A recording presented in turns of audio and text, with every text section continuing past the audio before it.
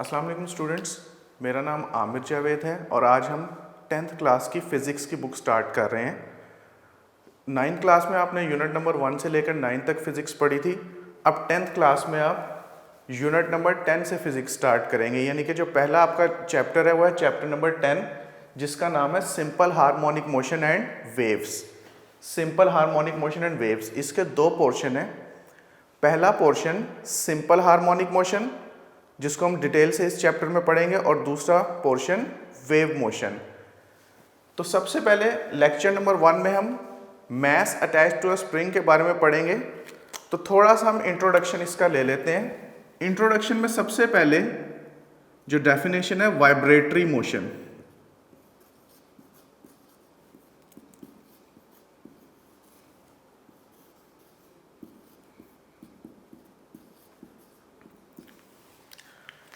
Ninth class में branches of physics में हमने वाइब्रेटरी मोशन की डेफिनेशन पढ़ी थी, उसको हम एक दफ़ा दोबारा रिकॉल कर लेते हैं।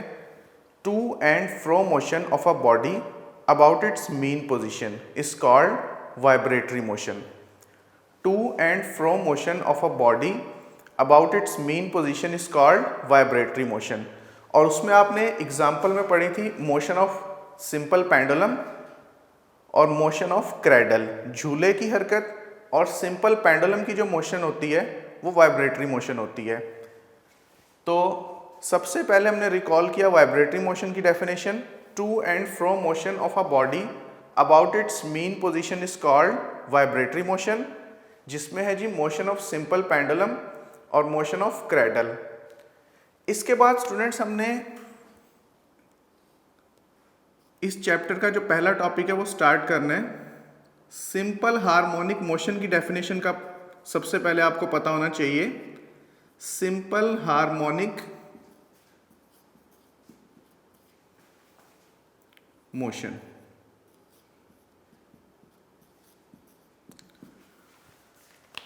This is a special type of vibratory motion. ये वाइब्रेटरी मोशन की एक स्पेशल टाइप है जिसको सिंपल हार्मोनिक मोशन कहा जाता है। हम सबसे पहले सिंपल हार्मोनिक मोशन की डेफिनेशन को गो थ्रू करेंगे, और सिंपल हार्मोनिक मोशन की डेफिनेशन को गो थ्रू करने के बाद जो इस चैप्टर का पहला लॉन्ग क्वेश्चन है वो स्टार्ट करेंगे, मास अटैच्ड टू अ स्प्रिंग। तो स्टूडेंट्स, सिंपल हार्मोनिक मोशन की definition.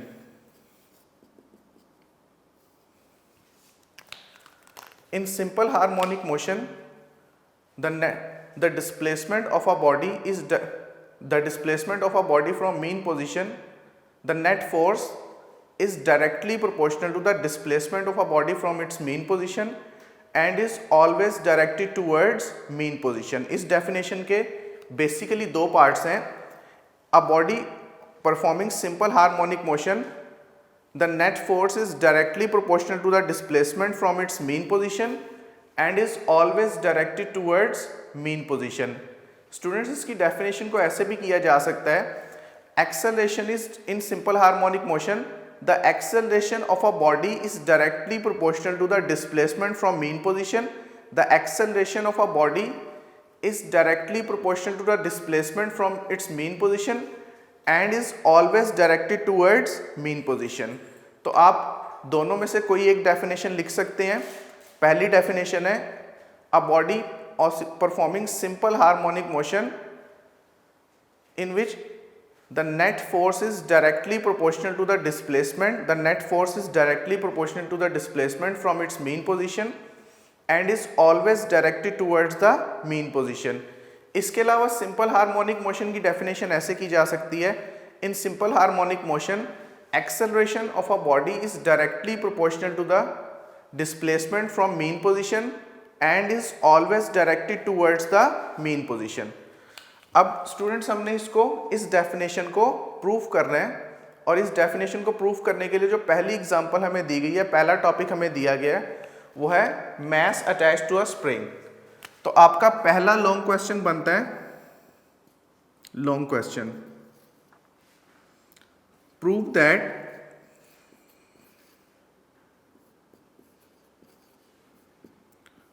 the motion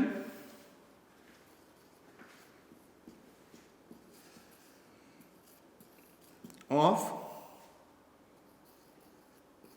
mass attached to a spring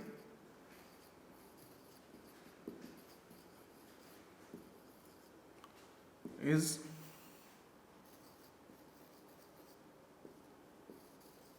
simple harmonic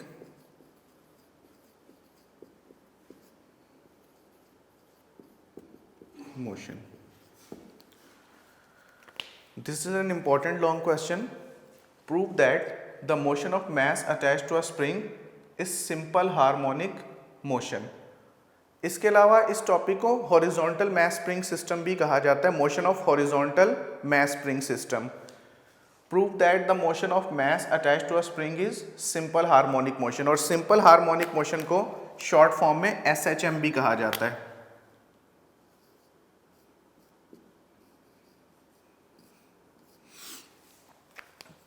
तो आपको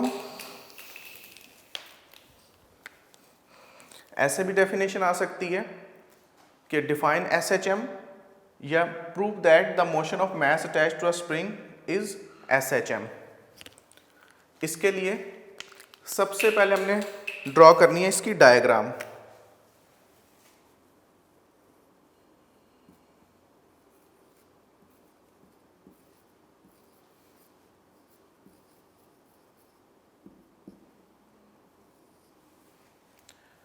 ये हमारे पास एक हॉरिजॉन्टल सरफेस, एक लूज स्प्रिंग जिसको स्लिंकी स्प्रिंग कहा जाता है,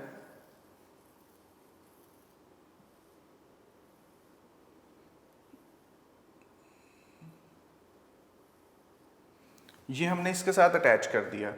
स्प्रिंग का एक एंड एक रिजिड सपोर्ट के साथ अटैच होता है, जबकि दूसरे एंड पर एक मैस अटैच होता है M. और इनिशियली ये जिस पोजीशन पर होता है उस पोजीशन को मीन पोजीशन भी कहा जाता है. This is mean position.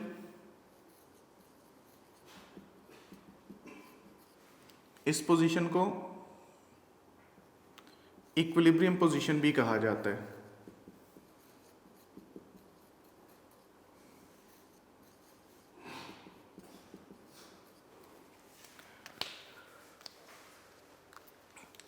इसमें एक हमारे पास हॉरिजॉन्टल टेबल होता है जिसके एक एंड पर स्लिंकी स्प्रिंग इसके रिजिड सपोर्ट के साथ, और स्लिंकी स्प्रिंग के दूसरे एंड पर हम एक मैस अटैच करते हैं M.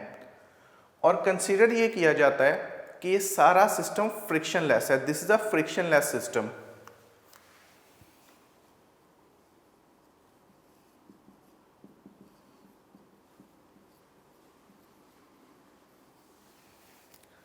स्टूडेंट्स, ये बात आपको याद रहे कि वैसे इन रियल प्रैक्टिस कोई भी सिस्टम फ्रिक्शनलेस नहीं होता.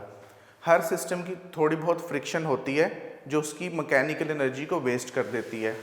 लेकिन यहाँ पर हमने एक सपोज किया है, सपोजिशन के तौर पे कहा है कि ये सिस्टम हमारा फ्रिक्शनलेस है, और स्टार्ट में ये मीन पोजीशन O पर है. इस वक्त इसमें कोई किसी किस्म की फोर्स नहीं है और किसी भी किस्म की इसमें स्प्रिंग में एक्सटेंशन नहीं है, किसी भी किस्म की फोर्स नहीं है.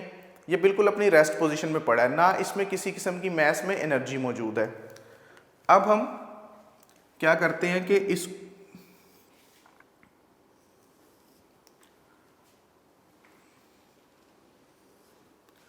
स्प्रिंग को थोड़ा सा खींचते हैं. राइट साइड पर इस पर एक फोर्स लगाते हैं. इस मैस को राइट साइड पर खींचते हैं, इस पर एक फोर्स लगाते हैं. तो ये इसकी मीन पोजीशन थी. तो ये मीन पोजीशन O से एक एक्सट्रीम पोजीशन A पर आ जाता है. हमने इस पर एक फोर्स लगाई, अप्लाइड फोर्स F. इसे समटाइम्स एक्सटर्नल फोर्स के लिए FEXT से भी शो किया जाता है. F for force and EXT for external force. हम इस पर राइट साइड पर एक फोर्स लगाते हैं और जिस डायरेक्शन में हम फोर्स लगाते हैं उस डायरेक्शन में ये डिस्प्लेसमेंट कवर करता है. जिस डायरेक्शन में हम इस पर फोर्स लगाते हैं उस डायरेक्शन में डिस्प्लेसमेंट कवर करता है x, और ये अपनी मीन पोजीशन O से एक्सट्रीम पोजीशन A पर आ जाता है। मीन पोजीशन O से एक्सट्रीम पोजीशन A पर आ जाता है। अब हमें यहाँ पे मैथमेटिकली पहले प्रूफ करना है कि ये mass attach to a spring की जो मोशन होगी वो सिंपल हार्मोनिक मोशन होगी। उसके लिए स्टूडेंट्स 9th क्लास में हमने एक लॉ पढ़ा था जिसे हुक्स लॉ कहा जाता है।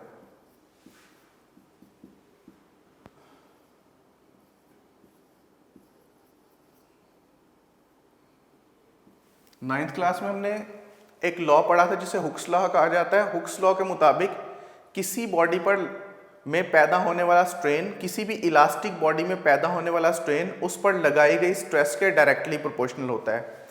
जो 9th क्लास में हमने हुक्स लॉ पढ़ा था, उस हुक्स लॉ में ये हमने कहा था कि किसी इलास्टिक बॉडी में पैदा होने वाला स्ट्रेन, इलास्टिक बॉडी में पैदा होने वाला स्ट्रेन उस पर लगाए गए स्ट्रेस के डायरेक्टली प्रोपोर्शनल होता है। यानी कि जितना ज़्यादा आप स्ट्रेस लगाएंगे उतना ज़्यादा स्ट्रेन प्रोड्यूस होगा इलास्टिक लिमिट के अंदर अंदर। वही हुक्स लॉ हम यहाँ पे इस्तेमाल करते हैं।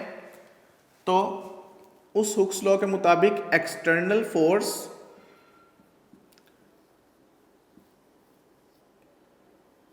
Is directly proportional to X, यानी कि strain is directly proportional to applied stress. तो F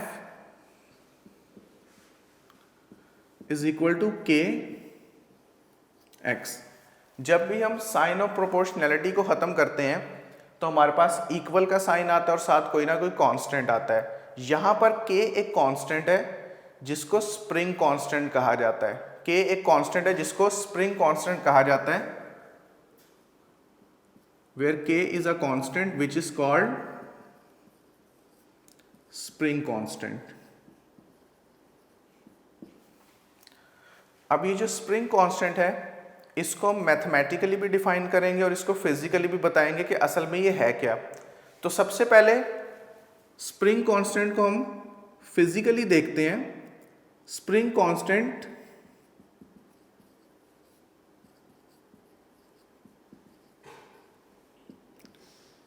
is the measure of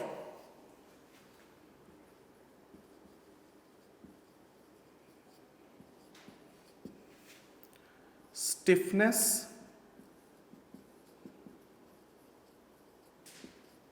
of spring।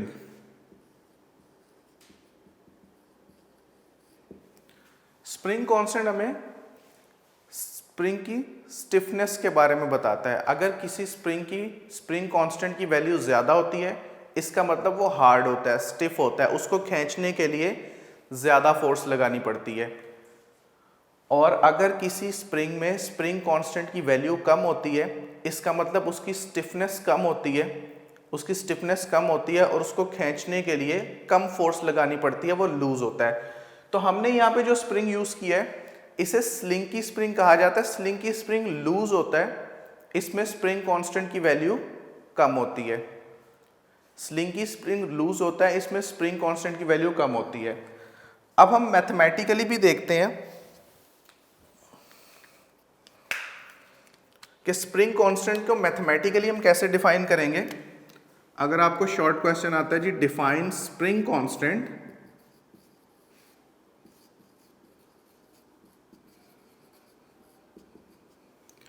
Define spring constant, तो स्प्रिंग कांस्टेंट को हम डिफाइन ऐसे करेंगे k is equal to F over x. Spring constant को हम डिफाइन करेंगे k is equal to F over x. The ratio of applied force to the displacement in the spring is called spring constant. The ratio of, मतलब इसको हम define करेंगे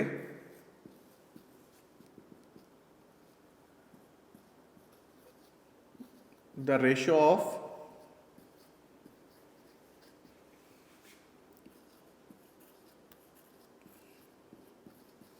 applied force to displacement displacement को हम sometimes extension भी कहते हैं, तो हम यहाँ ब्रैकेट में एक्सटेंशन भी लिख सकते हैं। The ratio of applied force to displacement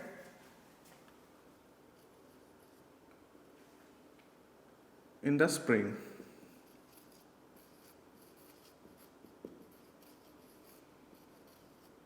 is called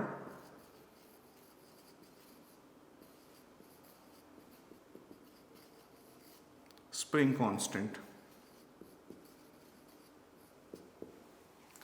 The ratio of applied force की रेशियो है जी डिस्प्लेसमेंट के साथ, जो स्प्रिंग में डिस्प्लेसमेंट कवर हुआ है उसके साथ, या स्प्रिंग में जो एक्सटेंशन आई है उसके साथ अप्लाइड फोर्स की जो रेशियो है उसको स्प्रिंग कांस्टेंट कहा जाता है। और स्प्रिंग कांस्टेंट क्या यूनिट, फोर्स का यूनिट होता है जी न्यूटन और डिस्प्लेसमेंट का यूनिट होता है मीटर। तो स्प्रिंग कांस्टेंट का यूनिट आ गया newton per metre. The unit of spring constant is newton per metre.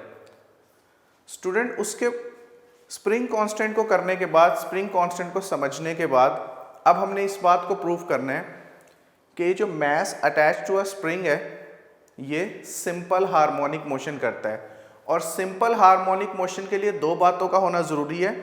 Net force is directly proportional to the displacement from mean position and the direction of the body is always directed towards mean position, यानी कि जो body की direction है वो हमेशा mean position की तरफ होनी चाहिए। दो बातों का पूरा होना जरूरी है कि एक तो नेट फोर्स या एक्सेलरेशन मीन पोजीशन से डिस्प्लेसमेंट के डायरेक्टली प्रोपोर्शनल होते हैं। एक्सेलरेशन या नेट फोर्स मीन पोजीशन से डिस्प्लेसमेंट के डायरेक्टली प्रोपोर्शनल होते हैं, और बॉडी की जो डायरेक्शन होती है, body is always directed towards the mean position, और बॉडी की हमेशा डायरेक्शन मीन पोजीशन की तरफ होनी चाहिए। अब हम इसको प्रूफ करते हैं।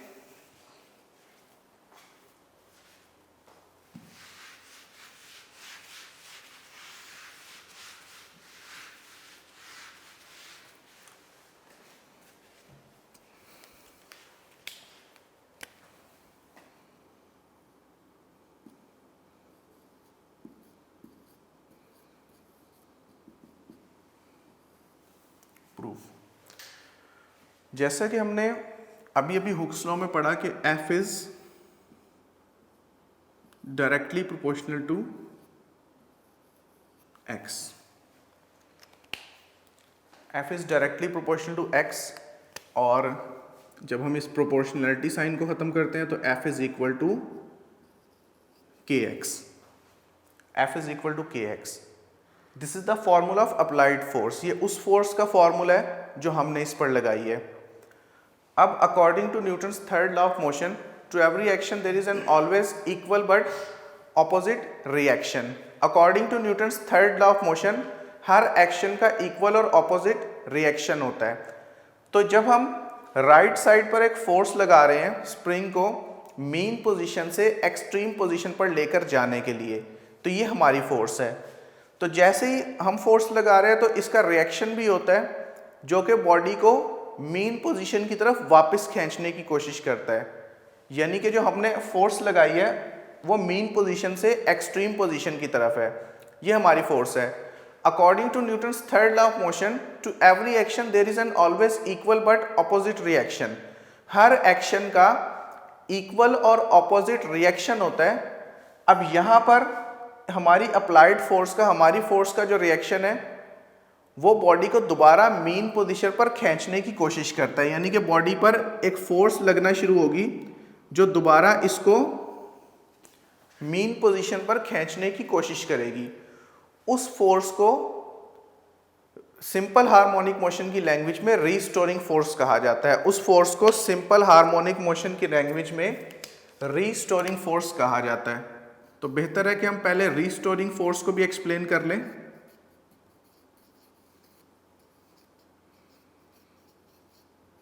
Restoring force, the force that pushes और pulls the body performing oscillatory motion towards the mean position.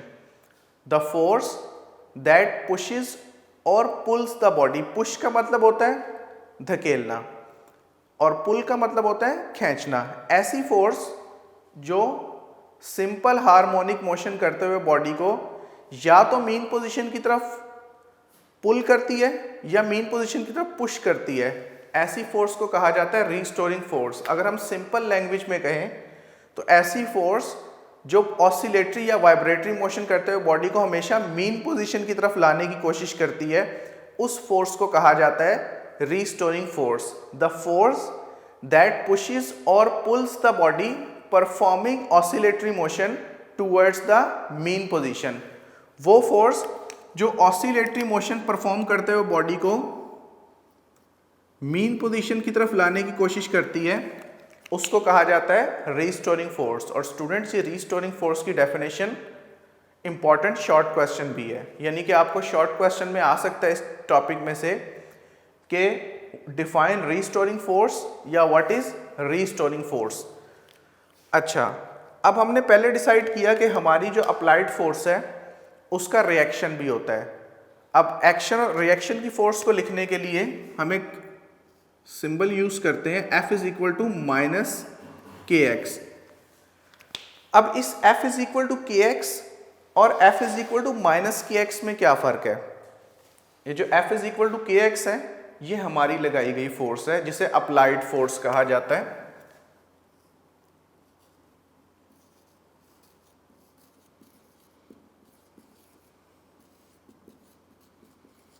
और ये रिएक्शन की फोर्स है। जो माइनस साइन ये शो कर रहा है कि ये दोनों फोर्सेस मैग्नीट्यूड में इक्वल हैं लेकिन डायरेक्शन में ऑपोजिट हैं। They are equal in magnitude but opposite in direction. मिकदार में बराबर है, मैग्नीट्यूड में बराबर है, लेकिन डायरेक्शन इनकी ऑपोजिट है। तो ये जो रिएक्शन की फोर्स है इसको रीस्टोरिंग फोर्स कहा जाता है। इस रिएक्शन की फोर्स को रीस्टोरिंग फोर्स कहा जाता है और इसका फॉर्मूला होता है F is equal to minus के एक्स। और आपकी टेक्स्ट बुक में रीस्टोरिंग फोर्स के फॉर्मूले से ही फॉर्मूला स्टार्ट हुआ है, यानी कि इसको प्रूफ करने के लिए यहाँ से स्टार्ट किया गया। लेकिन हमारे लिए ज़रूरी था कि हमें इस फॉर्मूले की बैकग्राउंड का भी पता होना चाहिए कि फॉर्मूला आया कहाँ से। उसके लिए मैंने सारी डेरिवेशन की है, ये सारा बताया है। अदरवाइज टेक्स्ट बुक में सिर्फ यहाँ से F is equal to minus के एक्स से स्टार्ट हो रहा है। तो आपने ये बात अच्छे तरीके से अंडरस्टैंड कर लेनी है कि रीस्टोरिंग फोर्स का फॉर्मूला आया कहाँ से। अब ये हमारे पास इक्वेशन नंबर 1 बन गई, F is equal to minus के एक्स। लेकिन according to Newton second law of motion F is equal to m में भी होता है। This is equation number 2। अब ये दोनों फोर्सेस लेफ्ट साइड पर फोर्स है और राइट, जब किसी दो इक्वेशंस की लेफ्ट हैंड साइड इक्वल होती हैं तो उनकी राइट हैंड साइड भी इक्वल होती हैं। अब आपको याद होगा कि 9th क्लास में F is equal to m में ये F जो फोर्स है इसको हमने नेट फोर्स कहा था। तो इसका मतलब कि रीस्टोरिंग फोर्स को हम नेट फोर्स भी कहते हैं। Net force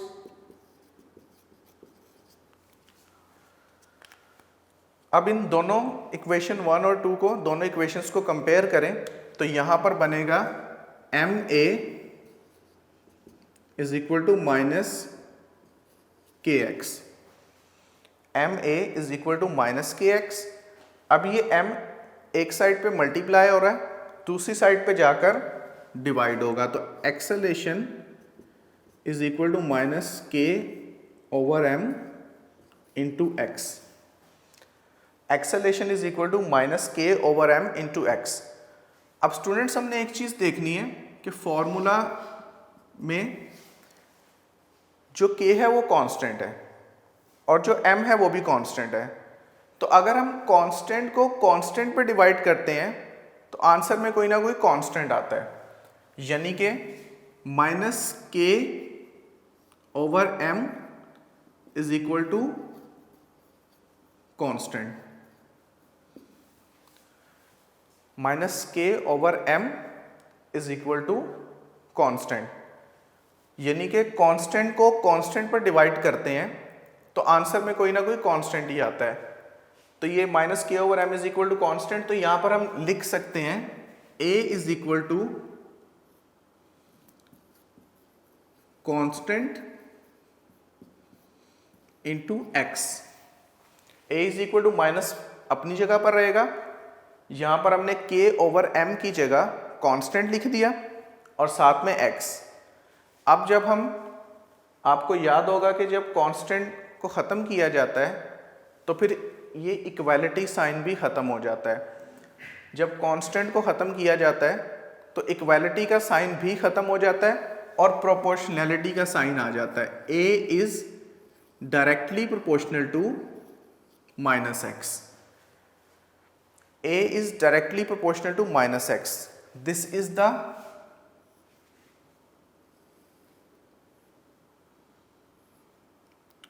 mathematical relation of simple harmonic motion।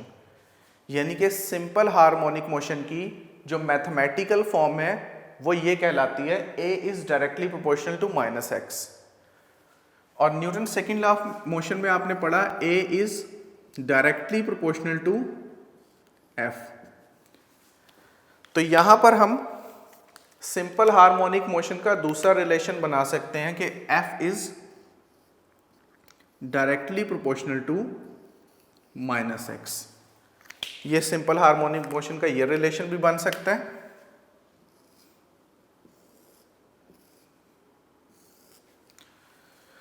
तो स्टूडेंट्स, स्टार्ट में जो हमने सिंपल हार्मोनिक मोशन की डेफिनेशन की थी, अब आप इस काबिल हो गए कि उस डेफिनेशन को मैथमेटिकली भी समझ सकें।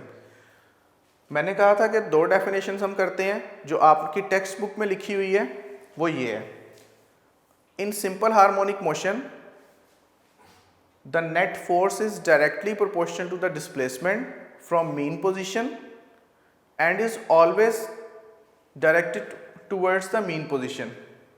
या इसको यूं आप कह लें कि in simple harmonic motion the acceleration of a body is directly proportional to the displacement from mean position and is always directed towards the mean position। इसका मतलब क्या है कि बॉडी सिंपल हार्मोनिक मोशन उस वक्त करेगा जब नेट फोर्स यानी कि रीस्टोरिंग फोर्स डायरेक्टली प्रोपोर्शनल होगी to the displacement from its mean position. Mean position से डिस्प्लेसमेंट के डायरेक्टली प्रोपोर्शनल होगी और नेट फोर्स की डायरेक्शन हमेशा मीन पोजीशन की तरफ होगी। यानी कि जो रीस्टोरिंग फोर्स है उसकी डायरेक्शन हमेशा मीन पोजीशन की तरफ होगी।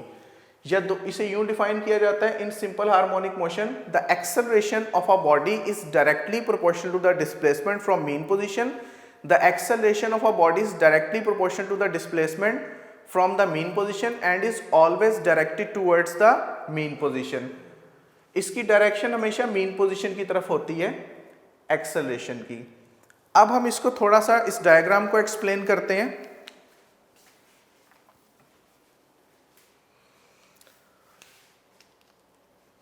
सबसे पहले बॉडी अपनी मीन पोजीशन ओ पर था और इस सिस्टम को हमने फ्रिक्शनलेस पहले ही कंसीडर किया हुआ है। हम इसको ओ से मूव कराकर ए पर लेकर आते हैं। तो जैसे ही कोई बॉडी अपनी मीन पोजीशन से दूर जाता है, एक फोर्स जिसको रीस्टोरिंग फोर्स कहा जाता है वो इसमें एक्ट करती है।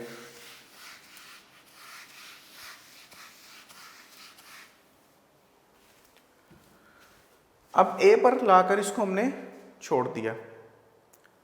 अब क्या होगा कि अपनी मीन पोजीशन के ज़ेरे असर, अपनी रीस्टोरिंग फोर्स के ज़ेरे असर ये अपनी मीन पोजीशन ओ की तरफ जाना शुरू होगा। अब जैसे जैसे ये अपनी मीन पोजीशन ओ की तरफ जा रहा है, इसमें डिस्प्लेसमेंट कम होता जा रहा है। डिस्प्लेसमेंट के कम होने की वजह से रीस्टोरिंग फोर्स भी कम होती जा रही है। लेकिन क्योंकि ये अपनी मीन पोजीशन की तरफ जा रहा है तो मीन पोजीशन की तरफ जाते वक्त इसकी स्पीड, इसकी वेलोसिटी बढ़ती चली जाएगी। तो ये चीज़ें आपने बहुत ध्यान से सुननी है, बहुत ध्यान से याद करनी है कि बॉडी को जब हम मीन पोजीशन ओ से एक्सट्रीम पोजीशन ए पर लाते हैं और लाकर इसको छोड़ देते हैं, देन रिलीज्ड। ए पर लाकर इसको छोड़ दिया तो अपनी रीस्टोरिंग फोर्स के ज़ेरे असर ये अपनी एक्सट्रीम पोजीशन ए से अपनी मीन पोजीशन ओ की तरफ जाना शुरू करता है। अपनी एक्सट्रीम पोजीशन ए से अपनी मीन पोजीशन ओ की तरफ जाना शुरू करता है। तो जब बॉडी अपनी एक्सट्रीम पोजीशन से अपनी मीन पोजीशन की तरफ जा रहा होता है तो इसका डिस्प्लेसमेंट कम हो रहा होता है, और डिस्प्लेसमेंट कम होने के साथ साथ इसकी जो रीस्टोरिंग फोर्स है वो भी कम हो रही होती है। यानी कि अपनी मीन पोजीशन की तरफ आ रहा है तो अल्टीमेटली रीस्टोरिंग फोर्स कम होगी। लेकिन एक चीज़ जो मुसलसल बढ़ रही होती है वो चीज़ होती है इसकी स्पीड। अब बॉडी जब वापस ओ पर आता है तो इस वक्त इसमें डिस्प्लेसमेंट ख़त्म होने की वजह से रीस्टोरिंग फोर्स भी ख़त्म हो चुकी होती है। लेकिन एक चीज़ है जो मीन पोजीशन पर आकर मैक्सिमम हो जाती है, वो है इसकी स्पीड। मीन पोजीशन पर आकर इसकी स्पीड मैक्सिमम हो जाती है, इसकी वेलोसिटी मैक्सिमम हो जाती है। तो ये अपनी मैक्सिमम वेलोसिटी और इनर्शिया की वजह से मीन पोजीशन ओ पर स्टे नहीं करता, बल्कि दूसरी एक्सट्रीम पोजीशन बी की तरफ चलना शुरू कर देता है। दूसरी एक्सट्रीम पोजीशन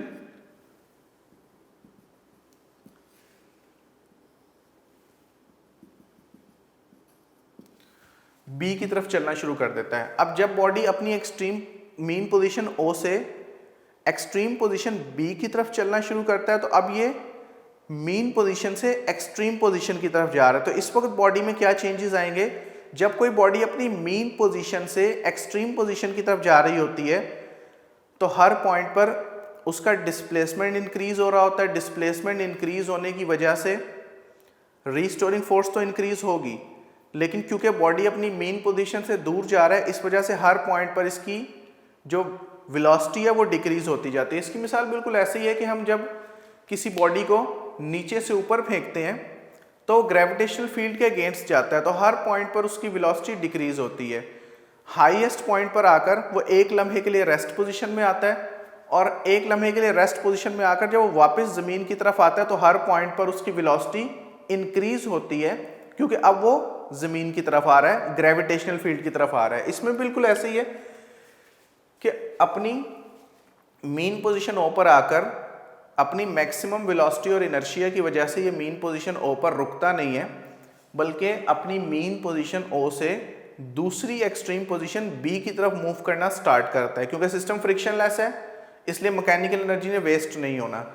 अपनी ये मीन पोजीशन से एक्सट्रीम पोजीशन दूसरी एक्सट्रीम पोजीशन बी की तरफ मूव करना स्टार्ट करता है, और जब ये बी की तरफ मूव कर रहा होता है तो हर पॉइंट पर इसकी रीस्टोरिंग फोर्स और डिस्प्लेसमेंट इंक्रीज हो रहे होते हैं, जबकि इसकी वेलोसिटी डिक्रीज हो रही होती है। इसकी वेलोसिटी डिक्रीज हो रही होती है और बिल आखिर ये पहुंचता है दूसरी एक्सट्रीम पोजीशन बी पर। बी पर ये एक लम्हे के लिए रेस्ट पोजीशन में आता है, becomes rest for a while. सिर्फ एक लम्हे के लिए रेस्ट पोजीशन में आता है, और एक लम्हे के लिए रेस्ट पोजीशन में आने के बाद अब ये स्प्रिंग कंप्रेस हो जाता है, दब जाता है, और ये स्प्रिंग क्या करता है कि दोबारा इसको पुश करता है टूवर्ड्स द मीन पोजीशन। इसको पुश करता है टूवर्ड्स द मीन पोजीशन, और ये इस रीस्टोरिंग फोर्स की वजह से फिर अपनी मीन पोजीशन पर जाना स्टार्ट होता है।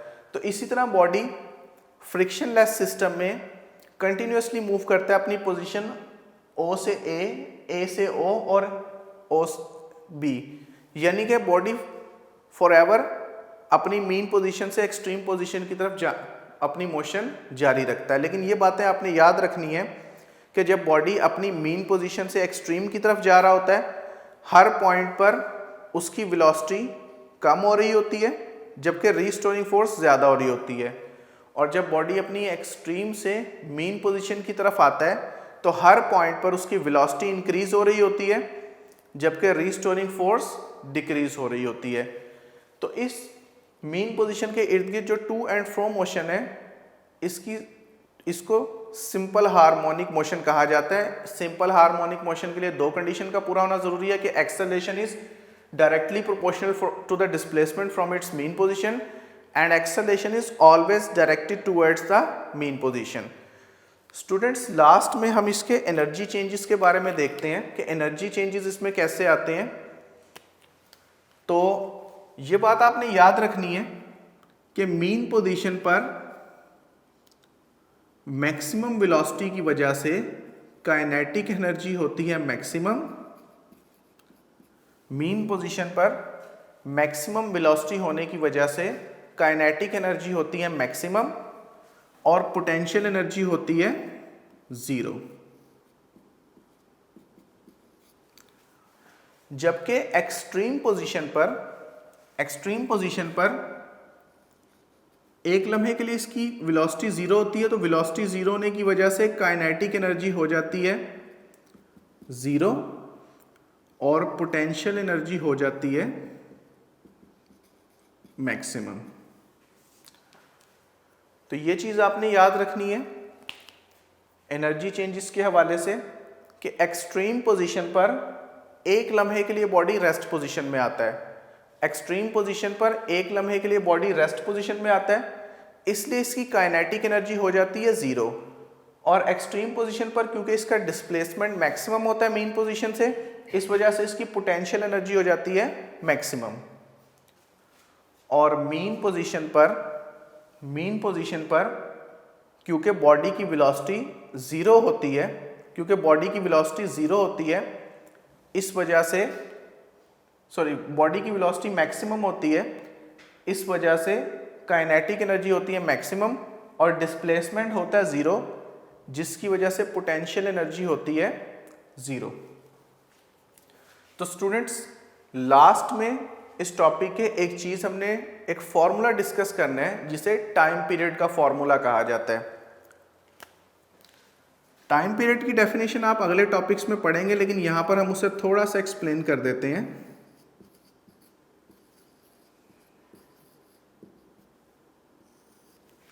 टाइम पीरियड, कोई बॉडी अपनी मीन पोजीशन से एक्सट्रीम पोजीशन पर आता है, एक्सट्रीम से फिर मीन पर आता है, मीन से फिर एक्सट्रीम पर जाकर जब दोबारा मीन पर आता है, या तो इसे एक वाइब्रेशन कहा जाता है, या अगर हम सिंपल याद रखें, ये थोड़ा कॉम्प्लिकेटेड हो जाएगा, कि अगर कोई बॉडी ए पर है, वो ए से बी पर जाता है और बी से जब दोबारा ए पर आता है तो उसने अपनी एक वाइब्रेशन कंप्लीट की है। और एक वाइब्रेशन कंप्लीट करने के लिए बॉडी को जो टाइम लगता है उसको टाइम पीरियड कहा जाता है। The time taken by a vibrating body या taken by an oscillating body to complete one vibration is called time period. The time taken by a vibrating body to complete its one vibration is called time period. और time period का formula आपके syllabus में इसका कोई proof नहीं है, just आपने इसका एक फॉर्मूला याद करना है जिससे आप न्यूमेरिकल्स वगैरह सॉल्व करेंगे। T is equal to 2 pi m over k under root.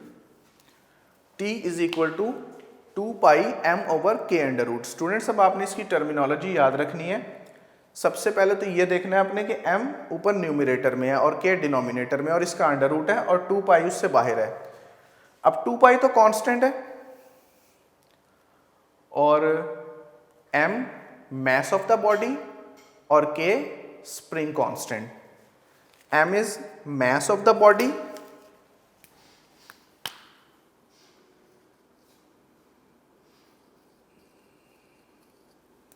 and k spring constant.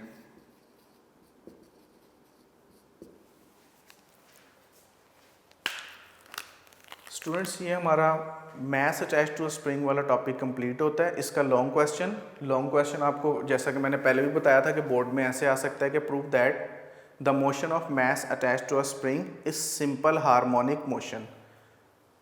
या इसका लॉन्ग क्वेश्चन ऐसे आता है, discuss the motion of horizontal mass spring system, कि आपने हॉरिजॉन्टल मास स्प्रिंग सिस्टम को डिस्कस करना है, उसको एक्सप्लेन करना है। तो थोड़ा सा मैं ब्रीफ वे में आपको अपना लेक्चर दोबारा रिवाइज कर देता हूँ कि हमने क्लास 10th का आज पहला लेक्चर है, ये यूनिट नंबर 10 से स्टार्ट किया। यूनिट नंबर 1 से लेकर 9 तक आप पढ़ चुके हैं 9th क्लास में। तो पहला चैप्टर है simple harmonic motion and waves. इसके दो पोर्शन, एक सिंपल हार्मोनिक मोशन पर मुश्तमिल है और दूसरा वेव मोशन पर।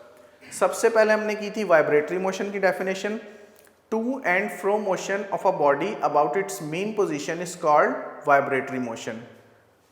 और उसके बाद हमने सिंपल हार्मोनिक मोशन की डेफिनेशन को थोड़ा सा एक्सप्लेन किया।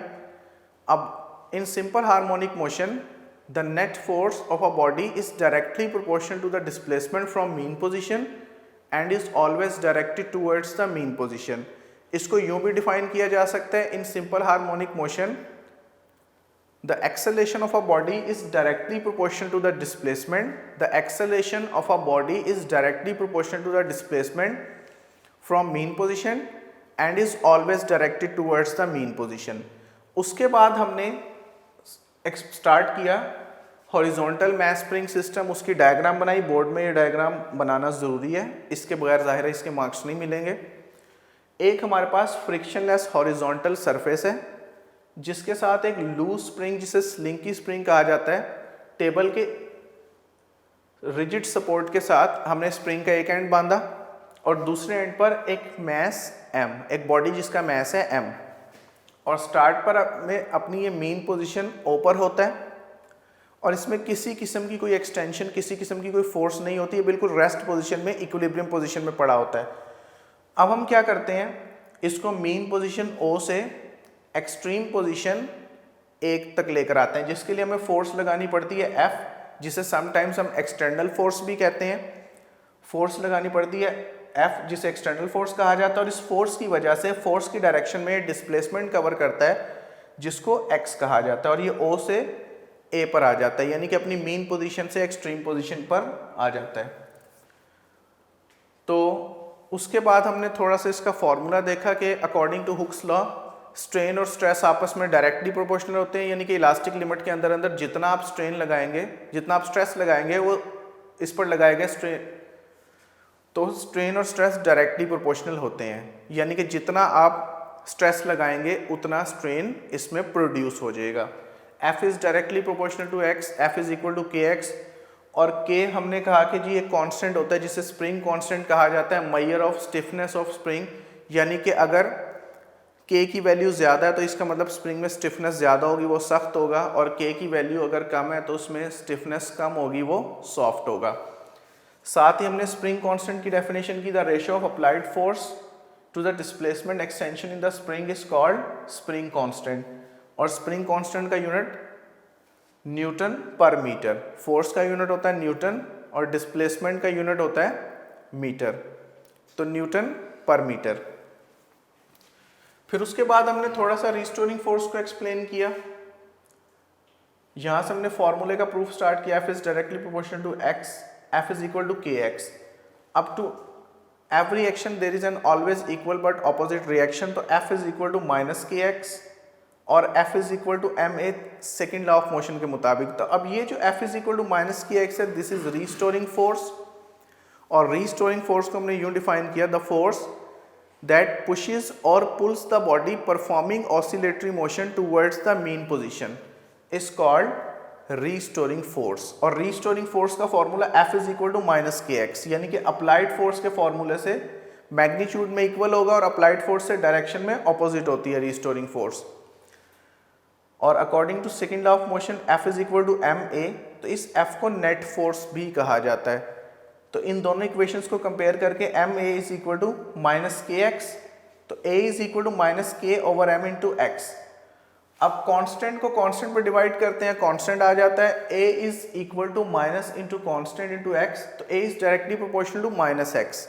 This is the mathematical form of simple harmonic motion. Students, इस तरीके से हमने ये फॉर्मूला प्रूव किया, a is directly proportional to minus x और f is directly proportional to minus x.